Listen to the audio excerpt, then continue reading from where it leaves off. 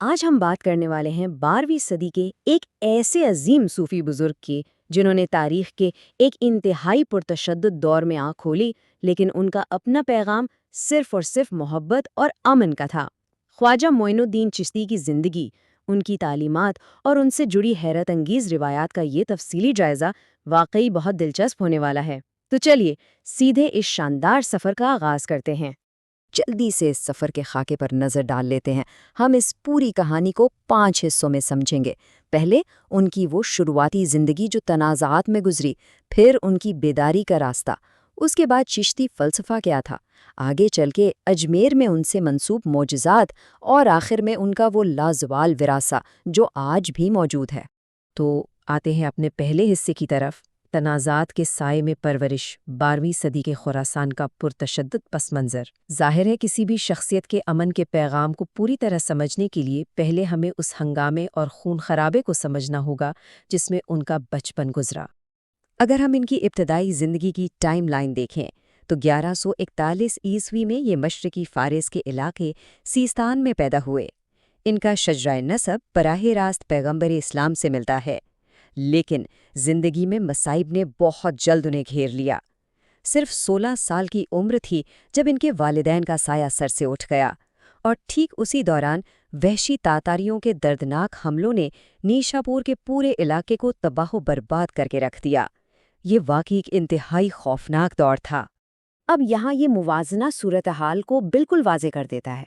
ایک طرف پوری دنیا میں افراتفری مچی تھی، تاتاریوں کے خون ریز حملے اور قتل عام جاری تھا، اور دوسری طرف ایک نوجوان تھا جو اس سب سے دور اپنی تنہائی میں ورثے میں ملنے والے اپنے باغ اور پنجکی کی دیکھ بھال کر رہا تھا۔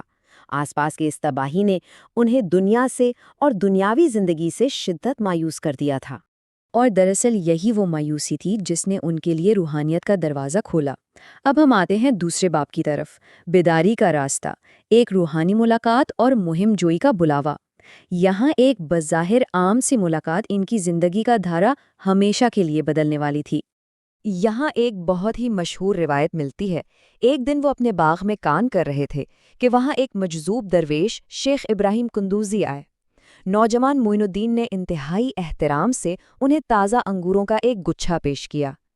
اس مہمان نوازی کے بدلے اس درویش نے اپنے تھیلے سے روٹی کا ایک ٹکڑا نکالا، اسے چبایا اور اس نوجوان کے منہ میں ڈال دیا۔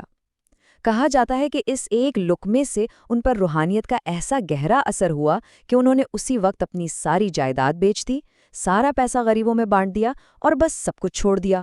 اپنا سب کچھ قربان کرنے کے بعد ان کا باقاعدہ سفر شروع ہوتا ہے۔ دینی تعلیم کے لیے انہوں نے بخارا اور سمرقند کا رخ کیا۔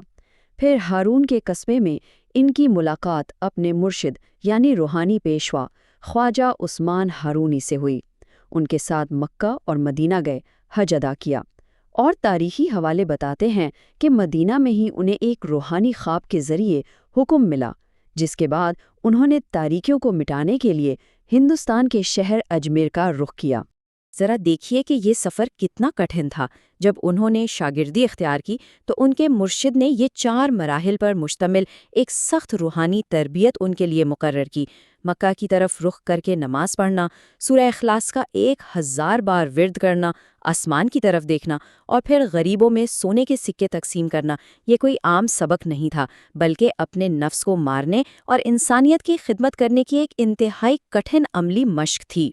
20 سال خواجہ معین الدین چشتی نے مسلسل 20 سال تک اپنے مرشد کی خدمت کی اور ان کے ساتھ قدم سے قدم ملا کر سفر کیا۔ یہ اس بات کا حیرت انگیز ثبوت ہے کہ روحانی کمال کی اعلیٰ ترین مقام تک پہنچنے کے لیے کتنی لگن اور صبر درکار ہوتا ہے۔ ہسٹوریکل ٹائم لائن کو ہم یہاں تھوڑی دیر کے لیے روکتے ہیں اور آتے ہیں اپنے تیسرے حصے کی طرف، چشتی فلسفہ، بٹی ہوئی دنیا میں محبت کا پیغام۔ آخر یہ فلسفہ تھا کیا جو انہوں نے برے صغیر میں متعارف کروایا؟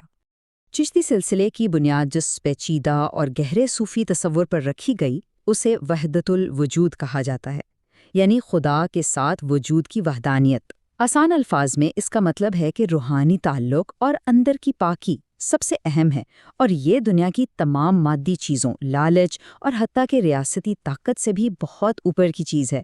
انہوں نے دنیاوی دکھاوے کو مکمل طور پر مسترد کر دیا تھا۔ لیکن جو بات اس فلسفے کو واقعی کامیاب اور خاص بناتی ہے وہ ہے صلح کل، یعنی سب کے ساتھ امن کا اصول۔ یہی وہ پوائنٹ تھا جس کی وجہ سے ہندوستان میں ہر مذہب، ہر ذات اور ہر طبقے کے لوگ ان کی طرف کھینچے چلے آئے، کیونکہ ان کے ہاں اونچ نیچ کا یا امیر غریب کا کوئی فرق ہی نہیں تھا۔ ان کے مرشد کی ایک نصیحت غور طلب ہے۔ کہتے ہیں، اے درویش، تمہیں جو کچھ بھی ملے اسے خیرات میں دے دو، غریبوں اور مسکینوں کو کھانا کھلاؤ۔ یہ الفاظ دراصل ان کی پوری زندگی کا نچوڑ ہیں، اور یہی وہ گہری ہمدردی تھی جس کی وجہ سے عام عوام جو اس وقت کے ظالمانہ نظام کے ستائے ہوئے تھے ان کے گرد جمع ہونا شروع ہو گئے، اور اسی بے پناہ سخاوت کی بدولت انہیں ہمیشہ کے لیے غریب نواز کے شاندار لقب سے پکارا جانے لگا۔ اجمیر میں انہوں نے جو خانقاہ قائم کی اس کا بنیادی مقصد ہی یہی تھا کہ بغیر کسی بھید بھاؤ کے معاشرے کے سب سے زیادہ غریب اور ضرورت مند لوگوں کی مدد کی جائے۔ اب ہم بڑھتے ہیں چوتھے باب پر، اجمیر میں معجزات۔ اجمیر میں ان کی آمد کے وقت وہاں راجہ پرتھوی راج چوہان کی حکومت تھی۔ اس دور کی مقامی کشیدگی نے ایسی حیرت انگیز اور پراسرار روایات کو جنم دیا جو آج بھی وہاں کی ثقافت کا حصہ ہیں۔ مثال کے طور پر آنا ساگر جھیل کی یہ مشہور روایت دیکھیے۔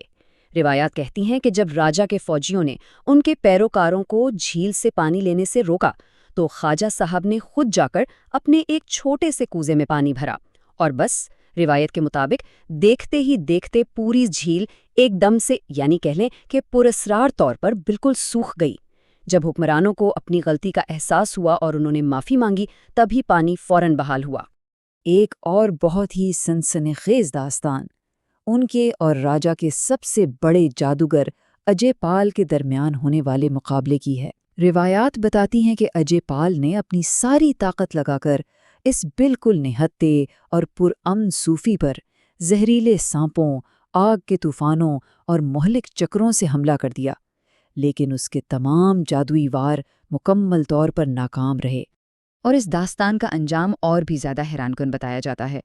کہتے ہیں کہ جب جادوگر اجے پال ہار مان کر بچنے کے لیے آسمان میں اڑنے لگا تو خواجہ صاحب کی لکڑی کی کھڑاویں، جنہیں نالین کہتے ہیں، ہوا میں اڑیں اور اسے بے حفاظت زمین پر لے آئیں۔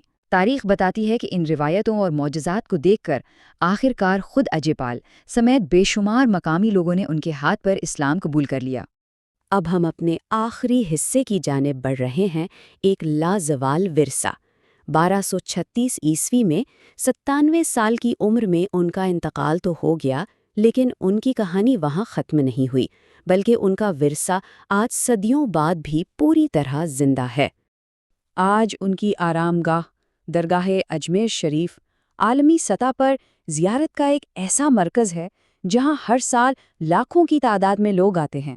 یہ بات بھی تاریخ میں درج ہے کہ مغلیہ دور میں اکبر، شاہ جہاں اور اورنگزیب جیسے طاقتور شہنشاہ بھی وہاں عقیدت کے پھول چڑھانے آئے۔ اس دربار میں شہنشاہ اور عام آدمی سب صدیوں سے ایک ساتھ ہی کھڑے نظر آتے ہیں، اور ان کی تعلیمات ان کے جانے کے بعد رکے نہیں۔ ان کے نامور شاگردوں نے اس مشعل کو پورے برِ صغیر میں روشن کیا۔ قطب الدین بختیار کاکی نے دلی میں روحانیت کا رنگ جمایا۔ بابا فرید الدین، جنہیں ہم پیار سے گنج شکر بھی کہتے ہیں، انہوں نے پنجاب میں اپنا اثر چھوڑا، اور پھر نظام الدین اولیاء نے دارالحکومت دہلی میں چشتی سلسلے کو ہمیشہ کے لیے مضبوطی سے قائم کر دیا۔ تو اگر ہم اس سارے سفر کا خلاصہ کریں تو جنگ و جدل کے سائے میں پیدا ہونے والے ایک یتیم بچے نے بر صغیر میں آ کر عدم تشدد، ذکر الہی اور رواداری کی ایک ایسی شاندار بنیاد رکھی جو بے مثال ہے۔